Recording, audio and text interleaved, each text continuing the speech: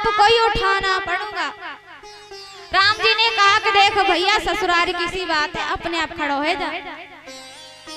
लक्ष्मण जी ने कहा कि जब आपकी बात की बात है तो हमारी भी बात की बात है, आज तो आपके हाथों से खड़े होंगे। राम जी ने कहा कि देखो भैया लक्ष्मण, घर जाके कितनी भी बार तुम ऐसे प्रणाम करना, जितनी बार तुम करोगे उतनी बार अपने हाथों से उठाऊंगा, लेकिन अब खड़े हो जाओ। बोले नहीं भैया। अब तो राम जी जैसे ही लक्ष्मण जी को उठाने के लिए नीचे झुके और मैया सीता ने उसी समय जयमाला डाल दी। बोली श्यावर रामचंद्र भगवान की जय, जय जय श्री राधे श्याम। ताली की तो सेवा कर ही देती, विवाह भय हुए राम जी को। हाँ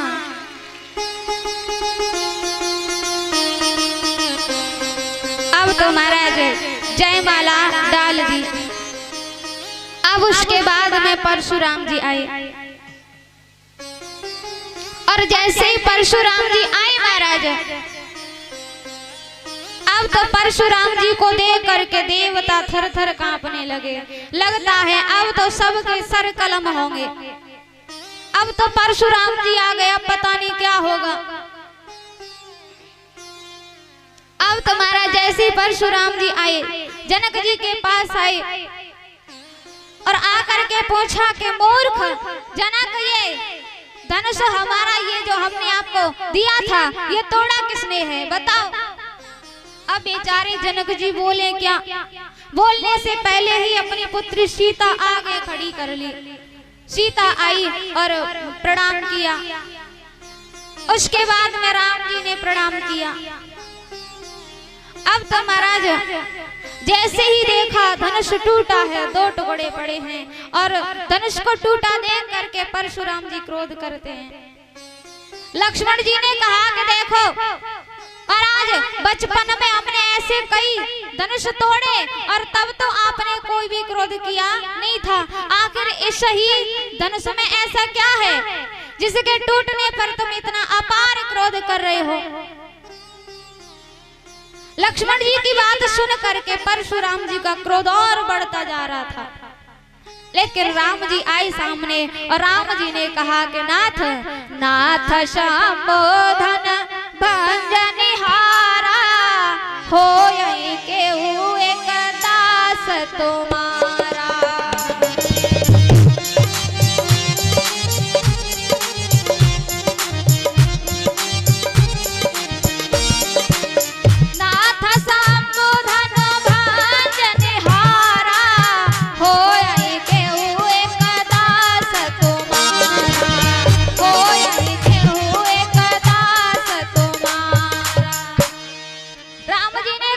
जिसने भी धनुष तोड़ा है वह कोई आपका ही दास होगा। अब राम जी की बात सुन करके क्रोध थोड़ा कम हुआ और तब तक लक्ष्मण जी ने कुछ जैसे ही कहा तो उनका क्रोध और ज्यादा बढ़ा। अब तो महाराज उसी शब्द को राम जी कहें तो क्रोध कम हो जाए और उसी शब्द को लक्ष्मण जी कहें तो क्रोध बढ़ जाए। यानी शब्द एक है लेकिन कहने का अंतर है महाराज, बोली का अंतर है। यदि उसी शब्द को राम जी कहें तो क्रोध कम हो जाए, थम जाए, लक्ष्मण जी कहें तो क्रोध और बढ़ जाए। जैसे कि महाराज एक शब्द के कई भाव होते हैं, अर्थ कई होते हैं। शब्द भले ही एक हो लेकिन जितने व्यक्ति उसे पढ़ेंगे उतने अर्थ अलग अलग होते चले जाएंगे। एक बार की बात, एक व्यक्ति था, उसके मित्र आए घर पे और वह व्यक्ति अंदर बाथरूम में स्नान कर रहा था और उसके पुत्र ने कहा कि पिताजी अंकल जी आए हैं। अब स्नान करते ही उसने कहा कि बेटा रोको, जाने मत दो। उसने स्नान करते ही कहा कि रोको मत जाने दो। उसने तो कहा था कि रोको मत जाने दो। अब उनका बेटा आया बाहर, उसने कहा कि रोको मत जाने दो। यानी शब्द एक है और उसने कहा था भाव कुछ और था, इसने कहा था भाव कुछ और है। उसने तो कहा था रोको जाने मत मत दो, और इसने सोचा रोको मत जाने दो। एक बार की बात, एक हलवाई था और उसके पास में एक कौवा आया और आ करके दही खाने लगा। अब उसने उठाया एक पत्थर उठा करके कौवा में मारा और कौवा बेचारा मर के गिर पड़ा।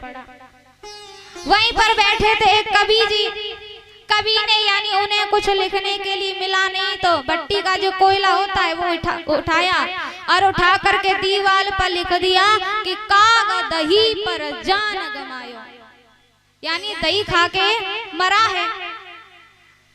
कोयला उठाया और उठा करके क्या लिखा दीवार पर, काग दही पर जान गमायो। और तब तक एक वकील साहब हाथ में बहुत सी रद्दी लेकर के कागज लेकर के चले आ रहे थे। हवा तेज थी, हवा के कारण हाथ से कागज बहुत सारे थे गिर पड़े। अब बीच रोड पर बैठ करके कागज को इकट्ठा करने लगे। तब तक एक मोटरसाइकिल वाला आया और वकील साहब में दे करके चला गया। अब तो महाराज वकील ने उस दीवार पर लिखा देखा, कहा कि क्या भैया, कागज ही पर जान गमायो, कागज ही पर जान गमायो। तब तक महाराज एक प्रेमी व्यक्ति चला आ रहा था, उसकी प्रेमिका से झगड़ा हुआ। उसने अपने विवाह का प्रस्ताव रखा था और उसने मना कर दिया, मना किया और बेचारा रोते हुए आ रहा था, बड़ा परेशान। बोले 4 साल से हमारा प्रेम प्रसंग चल रहा था, विवाह का समय आया, मना कर दिया। और दीवार पर लिखा देखा, उसने कहा रे भैया, कागज ही पर जान गमायो। उसने क्या लिखा, कागज ही, अरे गदही पर जान गमायो। इससे तो अच्छा रहता है कुछ पढ़ाई लिखाई करते तो नौकरी वोकरी भी लग सकती, माता पिता निकम्मा नहीं कहते, कुछ काम धंधा भी करते तो। लेकिन कागज ही पर जान गमायो, शब्द एक है और भाव अलग अलग हो गए। वकील ने पढ़ा तो कागज ही पर जान गमायो, और उस यानी व्यक्ति ने पढ़ा तो कागज ही पर जान गमायो। शब्द एक है और भाव बदल गए। तो ऐसे राम जी कहते हैं तो क्रोध कम हो जाता है, लक्ष्मण जी कहते हैं तो क्रोध बढ़ जाता है। अब तो महाराज बहुत देर बाद लक्ष्मण जी ने कहा कि देखो, छुअत टूट रघुपति ही न दोषु, मोने बिनु काज करिय कतरोषु। लक्ष्मण जी ने कहा कि देखो, इसमें हमारे भैया का कोई दोष नहीं है, धनुष तो छूते ही टूटा है। अब तो महाराज बहुत देर होने के बाद में परशुराम ने राम जी के हाथ में धनुष दिया, और जैसे ही दिया तो महाराज देत चाप आप ही चले गया, परशुराम मन विस्मय भयहु।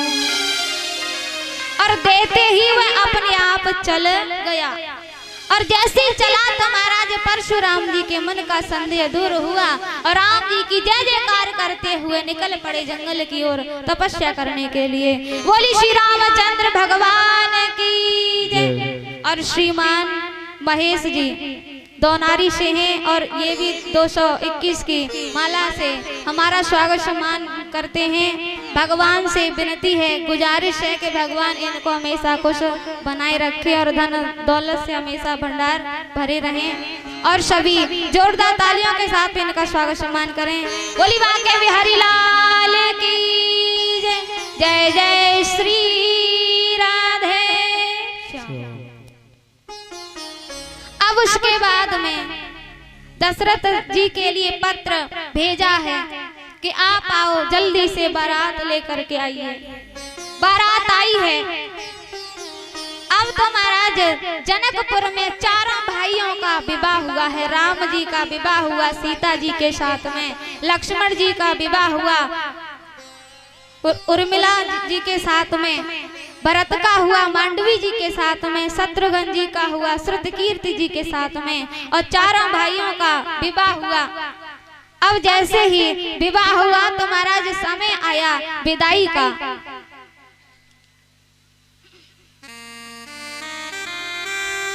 अब तो समय आया सीता जी की विदाई का।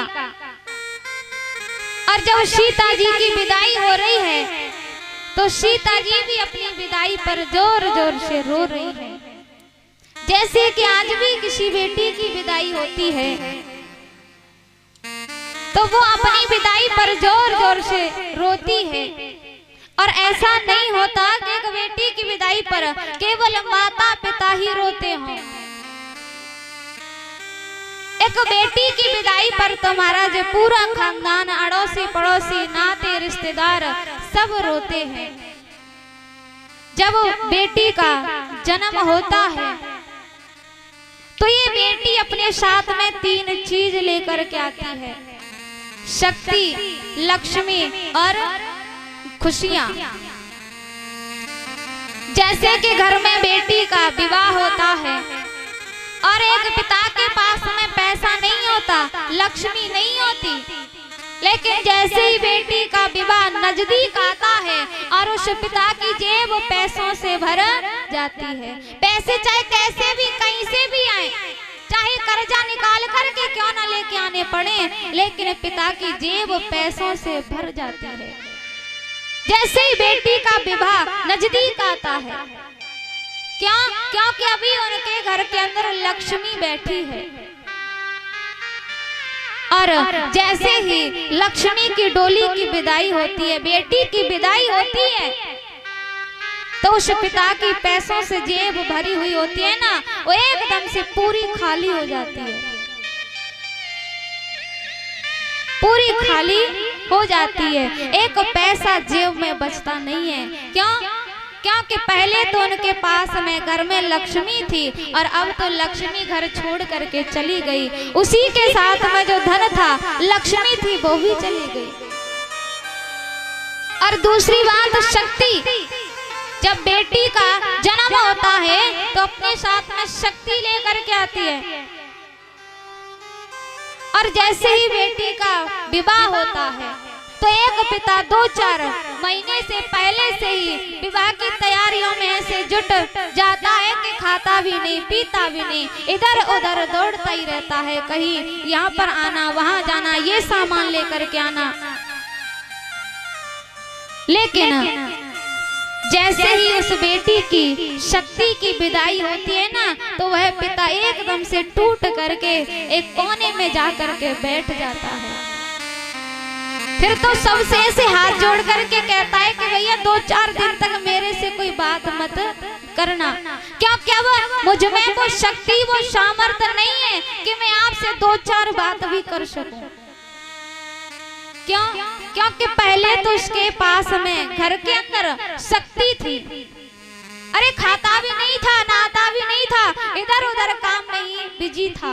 लेकिन जैसे शक्ति गई, अंदर से एकदम से टूट करके बैठ गया।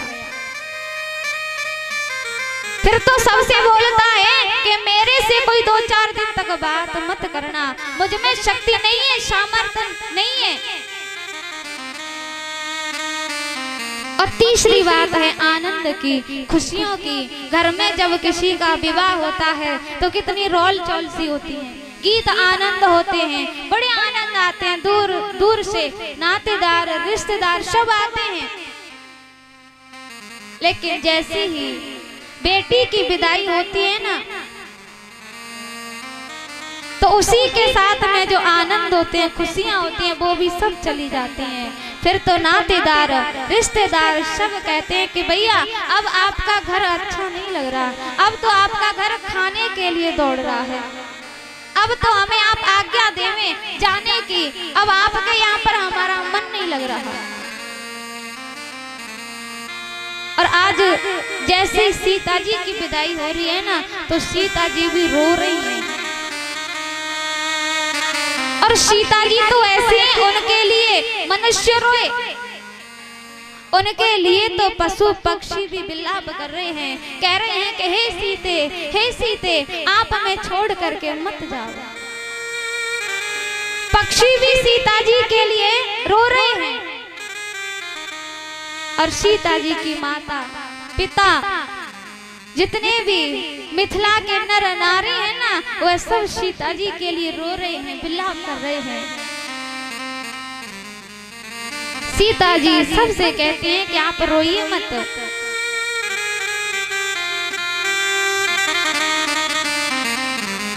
सीता जी रो करके सबसे कहती हैं कि देखो आप रोइए मत। मैं गुड़िया